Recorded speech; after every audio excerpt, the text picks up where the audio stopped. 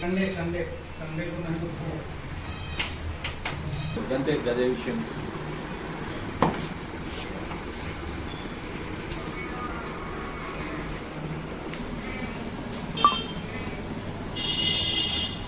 శ్రీ గురుభ్యో నమః. వాగర్ధ సంపృక్తో వాగర్ధ ప్రతిపత్తయే జగదః పితరో వందే పార్వతీ పరమేశ్వరం. అందరికీ కూడా శ్రీ విశ్వావసనామ సంవత్సర ఉగాది పర్వదిన శుభాకాంక్షలు. ఈరోజు మల్యాల పట్టణ కేంద్రంలో ఉన్నటువంటి శ్రీ శివాలయంలో పంచాంగ శ్రవణము జరగడం జరిగింది.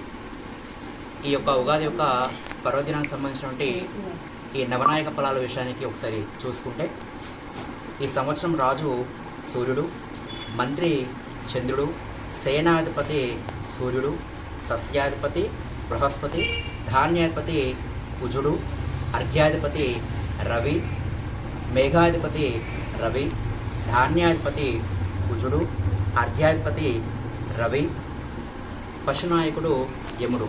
ఈ సంవత్సరము వర్షాల యొక్క వాటి ఆడకం గురించి చూసుకుంటే, ఈ సంవత్సరము 10 భాగములు సముద్రములపైన, 7 భాగములు పర్వతములపైన, 2 భాగములు మాత్రమే భూమిపైన ఈ యొక్క వర్షాలు మనకు సంభవించేటువంటి అవకాశం ఉంటుంది. అదేవిధంగా ఈ సంవత్సరము 2 గ్రహణాలు మనకు కనిపిస్తున్నాయి.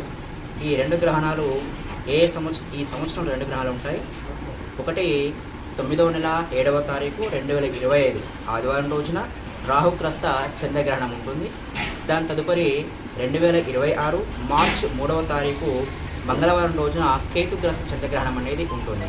కావున ఈ యొక్క గ్రహణాలు ఉన్న రోజున గర్భిణీ స్త్రీలు కానివ్వండి, చిన్నపిల్లలు కానివ్వండి తగిన జాగ్రత్తలు తీసుకోవాల్సిందిగా కోరుతున్నాను.